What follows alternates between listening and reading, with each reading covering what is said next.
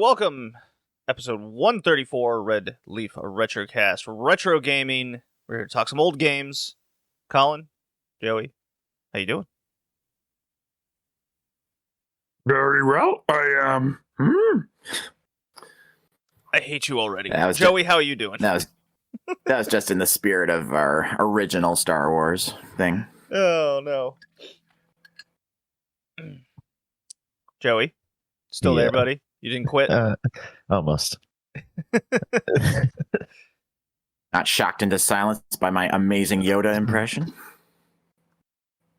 Your Kermit being Yoda impression? Big Muppets fan, I am. Sure, let's go with that. Okay, yeah, it's Colin's theme pick today. If you couldn't guess, it's Star Wars. We're coming back for a part 2, since we've done Star Wars theme in the past. Why not? It's always good revisiting. And yeah. Right off the bat, I'm going to say, I played these games longer than I thought I would. Yeah. Oh, yeah, I should note, yes, I decided to go for a hat trick with part 2 topics, as suggested by Joey. Hell yeah. Part 2's, baby. But this is the last one for now, since I'm all out of ideas for others. I got a few other ideas. And what better way to celebrate Easter than by playing Star Wars games? Sure. Yeah, that's how that works. Of course it's how it works, because I say so. Well. All right. Been a weird couple weeks, but good news is I got a raise at my job, guys. Hooray for me. Ooh. Hot damn. / promotion, really. Promotional raise, but still had to fight quite a bit for it. So, Joey, you'll be happy to know that I make as much money as I did, like, 8 years ago. Yay. Cool. You're clawing your way back up. God, it's been a long, like, 4.5 year journey to get to that point. Rough stuff. But, yep, then my bathroom started leaking, so that was an emergency. Oh, no. Playing a lot of golf lately. That's going to be my big summer project, taking a break from bowling. So, yeah, hitting the ball much straighter, having a little fun. Got my own golf routine kind of set up. Looks like it's going to be like 68 degrees here in Rhode Island tomorrow. So you know what that means. I got a tea time after work. So from bowling to golf, big balls to little balls. I can hook one better than another in one game. Yeah. Sounds fun. Yeah. Yep. My new bowling ball I got just like a few weeks ago. It's already like I threw one ball. It was the last one on Wednesday, and then the ball came back and it had like 3 like gouges in it, and then an entire. Usually, if it gets caught in the belt, you'll see some rubber kind of left over it, but it was actually kind of dug into the ball. So I'm like, oh my god. I'm basically trying to get them to just get me a new one, because this is absurd. And Joey, you told me you were playing games till like 4 a.m. last night? Yep. Playing some card games, I guess. Because I'm not board games. You play Cards Against Avengers or something like that, and then played some kind of Yelp review type game. That was a lot of fun. All right, describe this Yelp review one. So someone just pulls a card that's like a location, so you can get like Home Depot, and then everyone can throw like a whatever review they have in their hand, just from 1 to 5 stars, with some random ass shit that said that doesn't even make sense, and none of them actually would work for the place. So then, just like Cards Against Humanity, someone has to choose the winner, and first one to whatever many cards wins. So to me, it's more fun than Cards Against Humanity, because it's different enough that it can be fun, especially if you really put in like a 1 star or a 5 star that doesn't make sense. So yeah, it was fun. And then I guess do you remember any good jokes from last night then? No. Because then we played some kind of like Pictionary type game, like telephone. I forget the name of it. Something After Dark. So you start with the topic, and then you draw it, and then so the next person has to guess it, and then the third person has to draw it, and that kind of thing. So we're getting some really weird stuff in that one, which is always fun. Okay. Drinking and drawing pictures is always a good time. What was your drink of choice? Because I had old fashions on Friday night. Maybe a little too many, and then I switched to vodka martinis with the cocktail onions. Oh, I was very much feeling it on Saturday. No, just beer. What kind of beer? I was drinking a Mexican lager from True Anomaly. Oh, that sounds lovely. It was. What about yourself, Colin? Being all rambunctious and crazy lately, like us? I wish. It's been a pretty uneventful couple of weeks. Just back at the grind at work, although it's new guy season, so I've had a different guy each day of the week, so that's fun. I That's think how the my- sound of your voice, it really isn't all that fun. What gave it away? I sensed sarcasm and anger. That's what I sensed. What'd you sense, Joey?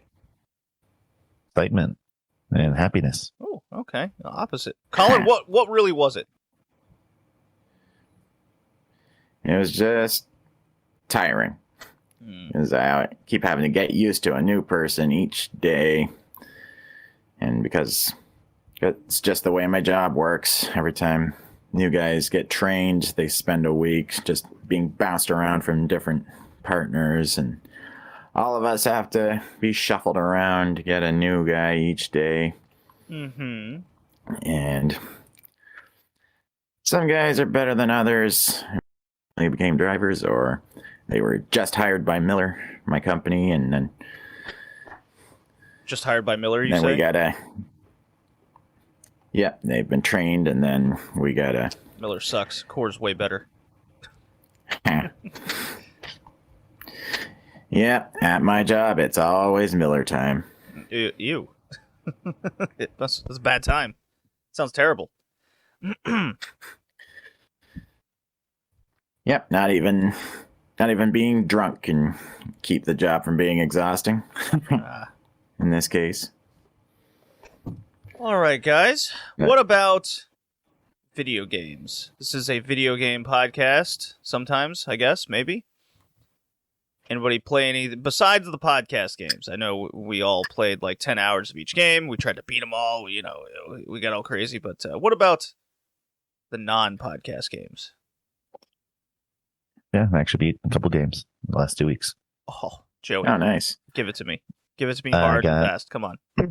Got Dredge, Going raw. which was a fun game where you're a fisherman. And it's actually the first game outside of Apex Legend on Steam that I 100% it, so I got all the achievements. So I really liked it. But you're a fisherman, and then, of course, there's some kind of dark mystery that goes on. So you go around fishing different areas and collecting these trinket type things, relics and stuff. And then, yeah, it's a fun game. I liked it a lot. And then I played Firewatch and beat that. Oh, Firewatch. Ah. Colin, didn't we beat that together? I don't think I was the one playing with you. I think No. it was Not at the time. what's his name? I remember you doing for the Yeah, the YouTube. Moose and Spiel thing. Yep. Yeah. Okay, I Joey. wasn't Question. there. Yeah, question about Firewatch. Did you ever think that like something eerie or unspeakable was going to happen at some point? Yeah, I thought Delilah was in on it because she made some comments that made it sound like she was in cahoots. Right? With, like, especially the phone calls she made when the lines were down. Come on. If the lines are down, who the hell are you talking to? And why you're saying, oh, he doesn't know? I know they're trying to make it sound like you're paranoid and nothing really happened, but something was really going down. Something ain't right with Delilah. I didn't think like aliens or anything in that. I just thought Delilah was being a bitch. See, I thought she had like some underlying conspiracy going on with her, and something was being set up to go after him, or she knew there was some like entity or something in the woods. You know, anything. I thought she was just with the guy, the father. I thought that they were in cahoots. Because there's no way she didn't know he was around. Right? And she was there for 10 years. Yeah, there's like no chance. And they're like, oh yeah, the father and son just disappeared. Oh well. Like, Bummer. Like, okay, you're either dumb or you're in on it. Like, what? Especially because when you're like, oh, he tapped our walkie-talkie. Tap your walkie-talkie, just listen to your frequency.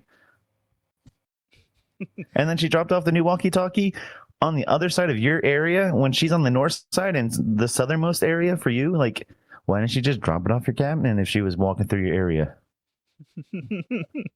No, Delilah was in on it. Sneaky bitch. But I really like that one, even though the game didn't really have much to do. It was more just narrative, but at least it was narrative while you were doing things, which I enjoyed. So the story happened as you were walking around instead of just sitting there and watching it. Right. Yeah, I really enjoyed Firewatch. I thought that was well made. Yeah. And then I played Slay the Spire. Ah. Is that the card one? Yeah, that was Yeah, a hard one. Yeah, I played about 15 hours of that since I can play when I work because no time, so I can just play my hand, go do some work, come back, play another hand like 10, 20 minutes later. So, yeah.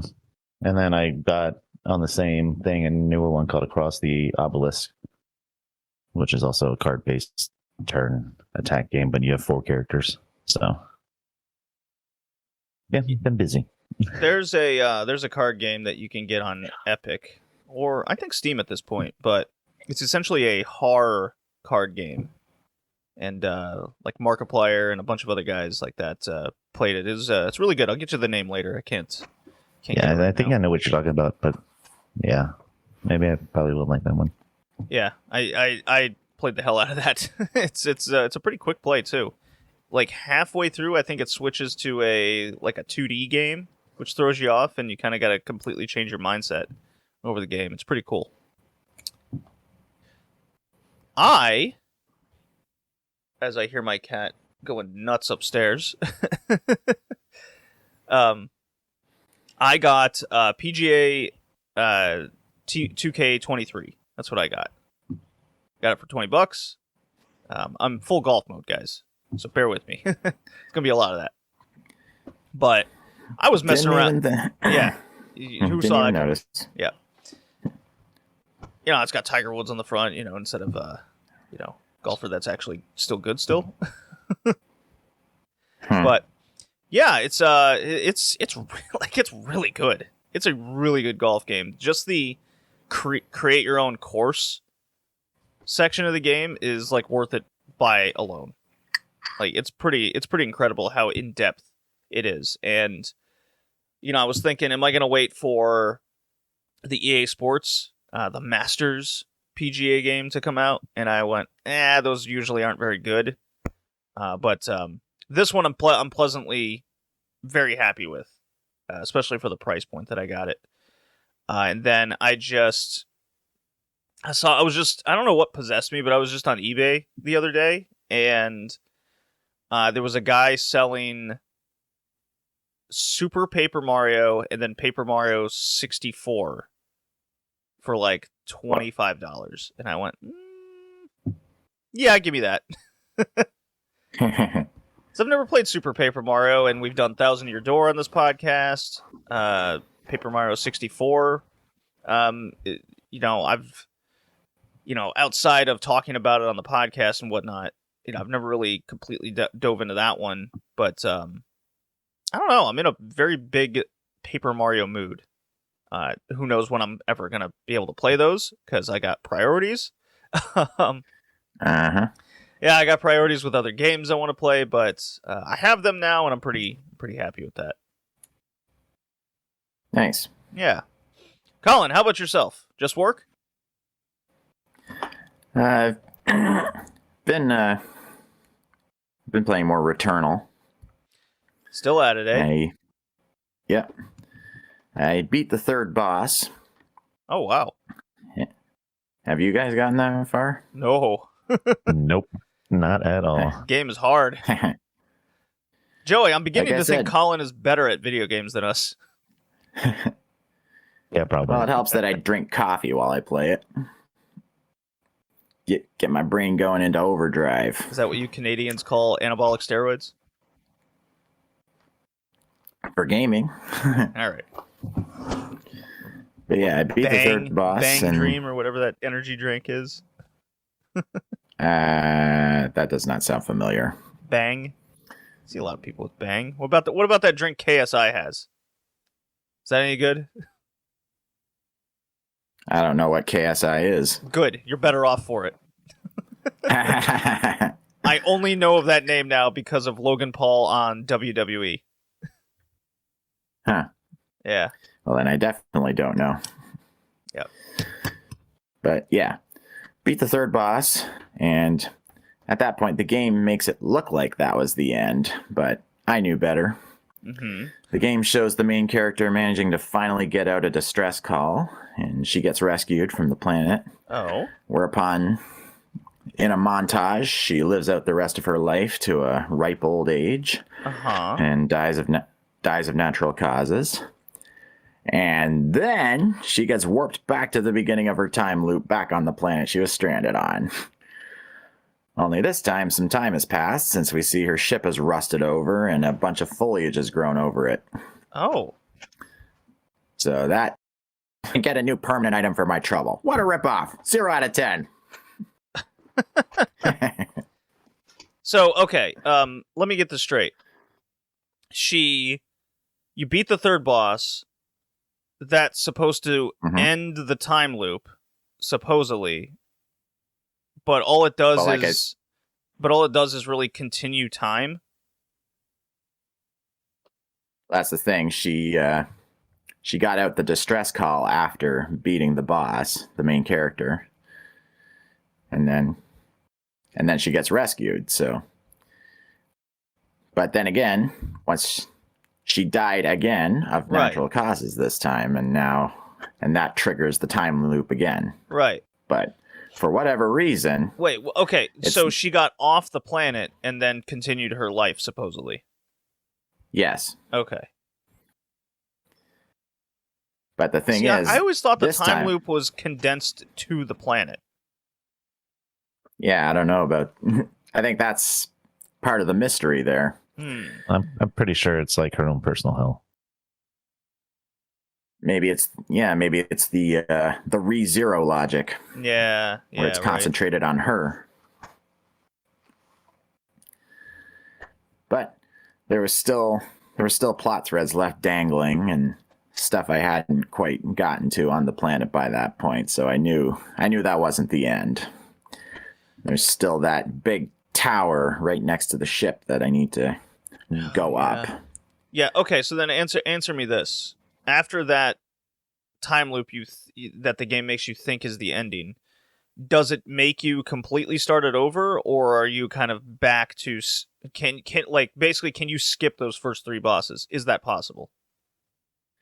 No, I don't think you can skip them. At the very very least, you need to fight or beat the second boss to get the hook shot thing, because that's the only way you can reach the big tower that's right next to the ship. Okay. That tower is basically this game's version of Hyrule Castle in Breath of the Wild. It's like, you can go there early, but should you? Gotcha. Shouldn't you get get all the big leveled up equipment and then take a run at it? Because once you go in there, you're not coming back out until you die. Oh yeah. I gotcha. Man, I really liked Returnal. It's just so hard. I'm telling you, man, coffee or Monster or Red Bull. It's tough. What I'm in other news, or at least in my mindset here, I'm just full on waiting for Zelda to come out in May. I thought it came out at the end of April. It's 2 weeks after I thought it was coming out. So that was kind of a shock to my system. I'm like, no, it's in May. Oh boy. So that's the big thing I'm waiting for at this point in time. You guys have any games that kind of have caught your eye over what's coming out? I'm looking at Advance Wars 1 and 2 reboot. Is that officially out yet? Not yet. Not yet. It's still on I've heard pre-order really good status. things, though. So I think people have it early. Possibly, yeah. Yeah. Okay. Joey? Not that I can think of. Not right now. Maybe Zelda? No. Not a Zelda guy. Okay. All right. I'm going to play the drop. We can talk about some Star Wars games. Here we go. Balloons.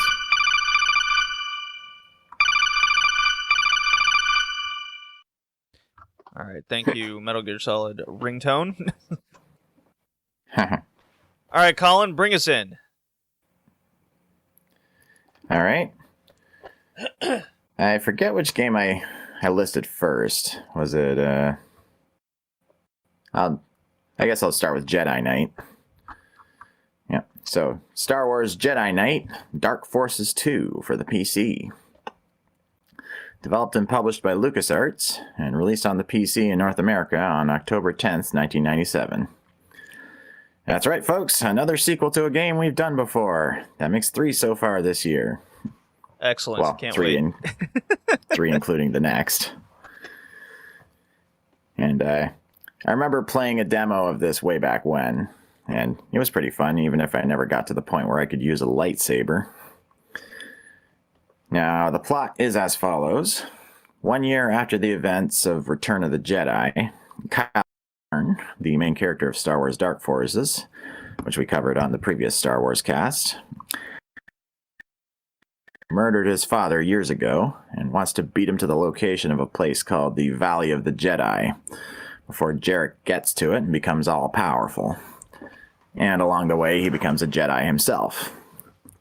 Just like get different force powers and such. And so far, the game plays a lot like the original Dark Forces. Although, once level 2 rolls around, I found it crashing a lot. Even on GOG. Oh, really? It's like, that's a big problem. I didn't Personally. have any crash issues on GOG because that's where I was playing mine. Yeah, it was weird. It was like when all the guys were throwing thermal detonators at me, suddenly maybe I just needed to close a few other programs like Steam. Yeah, well, with my computer being as old as it is now, everything was just on kind of the lowest settings I could possibly make it. So maybe that's what helped me out. Yeah, probably. Now, the graphics are very of the time, although the FMV sequences with live-action actors helped it stand out. Okay, that very much surprised the hell out of me. Where I'm playing, and then when you get to a sequence, it's live-action scenes, kind of bringing you into the game and its world a little bit more. And I thought, like, when I picture the potential of the FMV gaming world, like, it's stuff like this. Like, if they could have nailed that on the Sega CD and the 3DO and those kinds of platforms that really wanted to do those, maybe that would have made them a little bit more successful. Obviously, you got to make a good game first, but yeah. but that's what I envisioned. What that era should have been, and this absolutely nailed the FMV kind of cutscenes into the game. Yeah, I liked them. Now, the gameplay is fairly average, although it kind of feels like Half-Life took some inspiration from it. Although the big game changer, pun totally intended, is when you get your Jedi powers and lightsaber, and then things really get interesting. Sort of like first-person psyops. Kinda, I guess. I mean, it felt closer to Doom to me than anything else. Oh, yeah? Yeah, I mean, I thought the level designs and the kind of disparity between each area was done very well. But so they got rid of corridors and made everything more unique to each other. Something Halo could absolutely learn these days. But in terms of like going from point A to point B, I very much enjoyed. The lightsabers was what the light. So when it introduces the lightsaber, I thought that was a great way to change up the game flow that we were used to. And I always kind of mention that when you get like halfway through a game, you kind of got to do something fresh and new to kind of, I guess, give the reason to continue playing. Too often that the game gets super repetitive near the second half or end core, and then you just you get in that mode of, can we just end this already? And you lose your motivation to kind of continue. I play a lot of games like that, and so this introduction of the lightsaber was like, oh, because if you're into Star Wars, like that's kind of the thing you're looking forward to the most. You want that thing, and then you can kind of go on. Now, was it a little janky? Sure, it was 1997. not exactly the best hit detection through it all, but I think it accomplished that aspect extremely well. Yeah. I kind of wish they had put some music into the gameplay. I mean, I know the first game had no music during gameplay sections too, but this is the new generation. If you can put in FMV cutscenes, you can put in music. Well, maybe that just took up all the disk space then, and you got to make a choice. Which one do you want? Yeah, most likely. That's my theory. And there still is music during the cutscenes, so there's that. It's always fascinating. We were talking about this with like 1080 snowboarding on the last podcast, which, Joey, you totally missed. Where, the difference between how much memory that they could possibly have, the difference in cartridges to CD, and where 1080 kind of they were limited to amount of levels, so they utilized the space they had at like increasing better graphics and all those things that Cool Borders lacked. So where I imagine even on PC, you're still kind of working on disk space and downloading to the hardware and what the computers at the time could deal with. It's an interesting kind of give and take relationship that retro games particularly had compared to today, where, yeah, sure, there's different sort of space issues they deal with, but technology's kind of gone above and beyond of what a lot of companies are capable of making. At least that's my opinion to that matter.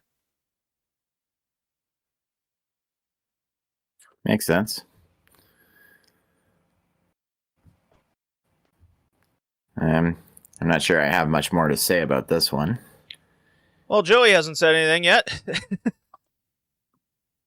You guys pretty much said everything. I didn't get to play too much of this game. I was also having issues. I think it was just some driver issues with it, so I didn't get to play this one that much. I thought look, as a first person shooter, I thought this was up there in terms of response and direction and how you're supposed to hit. Not every level was very much linear. Like, the one that stands out to me the most was you're on this like elevator and you have to go in and around the shafts and platforms to get to the top. Yeah. Like, I was like, oh, that's a really cool way to make what usually games just have you get in the elevator and you're just standing there and then something's talking at you. This actually had you interact and kind of work around your way to go to the top. So that's my best example of what this game did super well to give you different sorts of levels and interact with them. Lots of different weapons, the Force, the saber, let's see, they even had like cool little boss fights in there. Where a dude like disappears like in the middle of it, and you're just you're looking for little particles to kind of see. I did laugh at the whole when you shoot somebody or when you get shot, little blocks of rainbows kind of come out of you instead of blood. There's got to be it's laser blasts. Yeah, well, there's got to be a like a code or something that you can change all that stuff to blood. I think that'd be cool. Yeah, the Doom code. Yeah, right, exactly. I remember a lot of cool things in this game. And I'm not even a big Star Wars fan, but I shockingly enjoyed this. Yeah, there was one water section in like the 4th level that reminded me so much of Duke Nukem 3D. Just like moving like the big water walls around to drain one area and bring the water up to the other so you could access a certain door. Yeah, classic kind neat. of puzzle solving sections. Now, I did a little research, and because I found myself killing like the good people, like the just regular civilians, like a lot. And then yeah. if I was going to continue playing, I was collecting like Dark Force. So I wonder if I would have gotten the bad, like if there's different endings. I didn't see that part, but if there's a dark ending because I just killed too many people accidentally. I imagine there has to be. Otherwise, why would it be there? Let me look.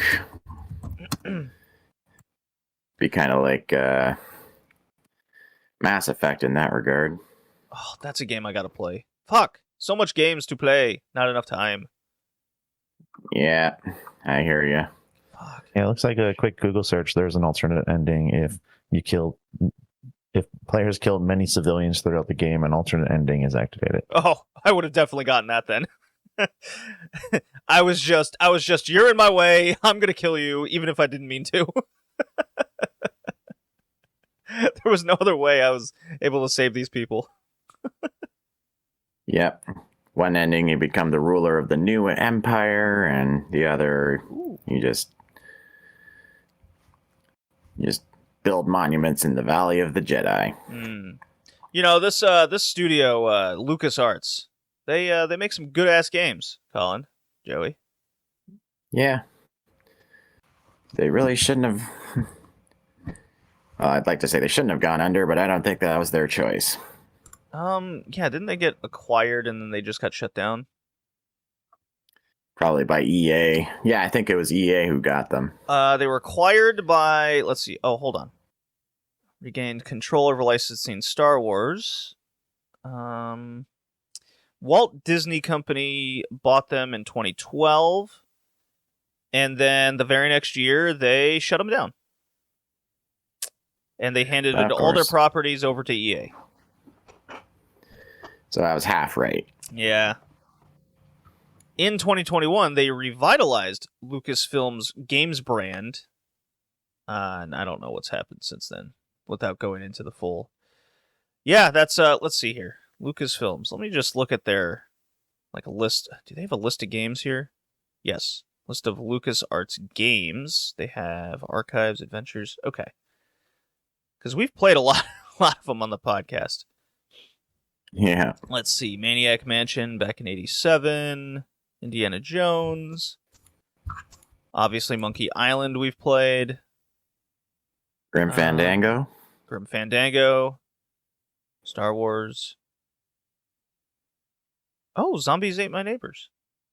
Oh, yeah, I remember that one. On the Wii Virtual Console, so they re-released it, I guess. Probably. Sam and Max hit the road. All right. Did they also do Full Throttle? Yes. Thought so. Yes, they did. Man, what an amazing company. It's just constant Star Wars games. And then all of these good story-ridden puzzle games in between. Very good. Yeah, it's very sad. Yeah, very tragic. Tragic. Anyways, I am not pretending I'm a Star Wars fan like at all, but I enjoyed this game immensely. Easy pass. Yep, I passed it too. Joey, you were crashing on level 2? No, I didn't even get that far. Oh, all right, so Joey's a nothing. I'm still gonna pass it from what I've watched. Okay. Second game, Mr. Colin. All right. Star Wars Rogue Squadron 2, Rogue Leader for the GameCube. Developed by LucasArts and Factor 5. Hey, we know that company. Sounds familiar. Yeah, and published by LucasArts. It was released on the GameCube in North America on November 18th, 2001, and in the EU on May 3rd, 2002. And yes, folks, it's the other sequel for this year, the sequel to Rogue Squadron, which we covered all the way back in the Flight Combat Simulation episode. Now, I have played this one before. I had a friend come over with it, and he'd always use cheat codes. You could always, like, unlock Darth Vader's TIE Fighter and use homing missiles to just cheese right through the the first level on the Death Star. And then this is a really good game. It's just like you're playing through a lot of like canon space battles from the original movies, like the Death Star battle, the Battle of Hoth, all that good stuff. But there's also plenty of in-between missions that are like sort of an expanded universe deal. You're like playing as Wedge Antilles, who is a canon character from the original Star Wars trilogy. You just don't see as much of him. But yeah, I really enjoyed this way back when. It's got very smooth and responsive gameplay, and each level is a good length, between 10 or 15 minutes for each, and even less if you play with more. And there's a lot of replay value for this game. It's like you can unlock new fighter crafts for each mission, depending on how you do, and each mission has a medal system depending on how you did in certain aspects. Whether it's how accurate you were with your shots, or how fast you completed the mission, or how many enemies you destroyed. But I really wish we didn't have to sit through the LucasArts and Factor 5 logos every time you boot it up. It's very long. Yeah. I hammer on every button each time, but nothing happens. Yeah. Okay. What do you guys think? So, Joey, correct me if I'm wrong. Maybe my memory is not correct, but didn't your brothers have this game and played it like a lot? Yeah, I used to play the shit out of this game. Okay, then I am remembering correctly, because I remember going to your place a lot, and there was always someone playing this on the GameCube. Yeah, who doesn't like destroying the Death Star? Me? Hooray, evil. Why? Because evil great. Empire, let's go.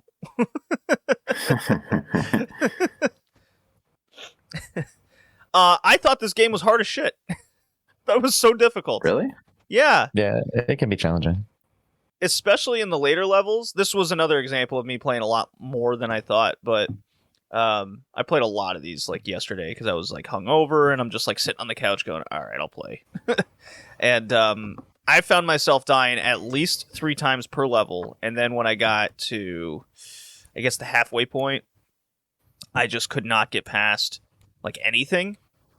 And I'm like reading like hints and walkthroughs online, and they're like, "Oh yeah, you should probably like go back and replay the first like X amount of beginning levels so you can get these hidden upgrades, and that will make your life way easier." I went, "Oh, okay, I'm not doing that." So I just got super stuck the further I kept getting into the game, and then I got frustrated. But like, yeah, I mean, you guys were saying it. The game is very responsive. Controls are good. I like the aspect that you can change in between a bunch of views, whether it's cockpit view, third person, to get different, more perspective for the levels. Lots of different planes-esque things that you can, like, it's very, what's the word? It's very, it's a love letter to Star Wars, but that's not what I was looking for. It's very faithful to the source. Yeah. That's the word. Yeah, that's LucasArts for you. Yeah, but yeah, I have a lot of memories of going over to Joey's place here in the early 2000s, and it was just always on, especially in the basement on this old Nice. CRT TV too. It's like I have in my memory like a giant wooden one with the speakers on the sides. Am I remembering that, Joey? correctly? Yeah, but it was in the garage. Yeah. We didn't have a basement. Oh, right. No basement. Garage. My bad. Of course. Yeah, it was a TV that was old style wood. Like the panels were hidden behind something. It weighed like 300 pounds. Yes. Okay. My memory, not so bad.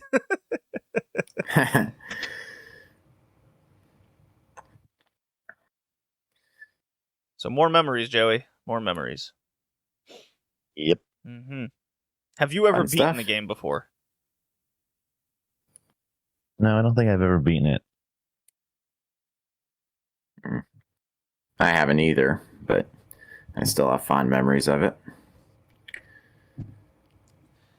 Yeah, but What more can we say? I guess. I mean, it's definitely good, but I think the difficulty is just way too much. See, I got the wiki up, and I thought it was just the right difficulty for me, at least. yeah, I don't. Well, you see, Colin, you're good at games. I'm reading here on the wiki that it has 11 bonus power-ups hidden on different levels. So that's kind of why. Yeah, Oh. improves weapons, durability, targeting to each eligible craft for the remainder of the game. So that's yeah. So that's what I was reading online, where it's like you got to get these in order to beat the later levels. And the fact that none of us can remember ever beating the game, I think that speaks to it. Yeah, probably. I don't remember getting any of those power ups. I mean, I might have. It's been a while, but I don't remember them. Well, eventually, it's always whenever there's those aspects in games, you play the games long enough, you start wandering and exploring parts you've never really done before, and that's how you find those things.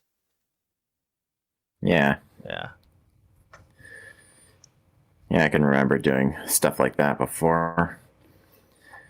And that's kind of what I was doing in Jedi Knight, too. Every so often, I'm trying to figure out where to go next, and I'd accidentally go into a secret area. Seems to happen a lot. Now, am I remembering this differently? But is the Millennium Falcon like an unlockable ship? Like it's Maybe. not actually in there. I think it's a bonus ship, or maybe I just didn't get to that point. Or maybe I'm I just. thought there was remembering a mission with it. I don't remember if you unlocked it, but I thought there was. wrong.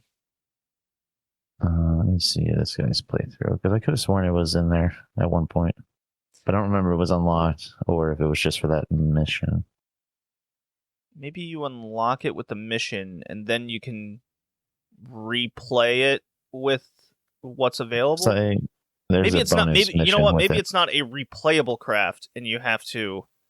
You can play it in a bonus mission, according to this video I'm watching. Okay. Yeah, I mean, you can, like I mentioned earlier, with cheats, you can unlock Darth Vader's TIE fighter, so what's impossible? I think I remember playing the Millennium Falcon because I hated it being inside the gun and just shooting like that. Like, because you're stationary, you have to like pan around and shoot things. Right. And I just didn't like it. It was hard for me. I think a lot of these levels, because there's so much shit flying at you at all times, I always felt like there was just no chance of actually dodging anything. But I guess the alternate perspective of that is if you just don't see a bunch of lasers coming at you at all time, it really takes away a lot of the kind of mindset and feel of war is going on, because then it would just be kind of boring and not a lot of stuff happening. Yeah, it makes sense. I can see those both perspectives there. Yeah, I mean, I had a difficult time with it, but I still think it's a super well made game. So who am I to like really bring down a game because I didn't like I'm not good enough, I guess? Because I could definitely see a path where I could get to the points I wanted to. Cool. Yeah, so I'll pass it. Yep, I definitely pass it. I'm passing it. Okay, so our two games were Star Wars Jedi Knight Dark Forces and Star Wars Rogue Squadron 2 Rogue Leader. These titles are absurd. Okay. Yeah. So long. Especially when there's a lot of other Jedi Knight games. Yeah. There's so many others. Jedi Knight Dark Forces 2, Jedi Knight 2, Jedi Outcast, Jedi Knight Jedi Academy. What? Jedi Knight Mysteries of the Sith. Yeah, I mean, just in this last one, Rogue is in the title twice. Yeah. God. I think I think in the Dark Forces there was a DLC or something or expansion back then. Yeah, that's Mysteries of the Sith. Was it Dark Mysteries of the Sith? That would make it. That would be funny. Mystery Forces of the Sith. I don't know. I'm just trying to look for shit. Okay, Colin, this was your pick. So, what was your favorite, least favorite, and your tier rankings? Because we didn't do that last time. For those wondering and hanging off the edge of their seat, Colin and I both gave the snowboarding games a B overall for both of them. So, Yeah. Yeah, for favorite, I'm a bit torn, but I think I'm leaning towards Rogue Leader. okay. I mean, I liked Jedi Knight, but Rogue Leader I had a bit of a more of a fun time with. I mean, they're both very different games, and I did it that way on purpose. One's a flight combat simulator, the other's first person. Yeah, and that's what made this. I that's probably why I ended up playing these more than usual, because even though the theme was the same, two completely different games. Yeah, for sure. So yeah, I like Rogue Leader better. I think I'm gonna give them both A's. Okay. And then it was just a matter of preference. Okay. Yeah. Joey, what do you got? I literally agree. Rogue is my favorite game. I'm just going to give them both A's. Okay. Thanks. So I'm actually on the Dark Forces side here. Okay. I preferred that over Rogue Leader. Shockingly, because I'm not really a first-person guy, but I'm giving that an A and Rogue Leader B. But either way, they both come out to A's overall. Cool beans. Yeah. So I think a very successful theme pick, Colin. We seem to be on a little bit of a roll here in 2023 with games that we actually enjoy for once. Don't worry. I'll change that. Oh, you'll change that? You got something in mind, Joey? Because this is your theme pick next. No, I don't have something in mind. I'll make sure it's painful. Oh, God. Worst RPGs ever. Well, at some point, I am going to find a way to work Ease 4 into the into the lineup. That's the bad one, right? Well, we played Ease 3 and we really didn't like that one, so I think 4 is bad as well. I think. You said it to me yourself at one point. From 3 till 6, they suck. Yeah, I think they progressively get worse or something. I remember reading something weird about that, but okay. Well, that's the end of this episode, guys. See you next time. Bye.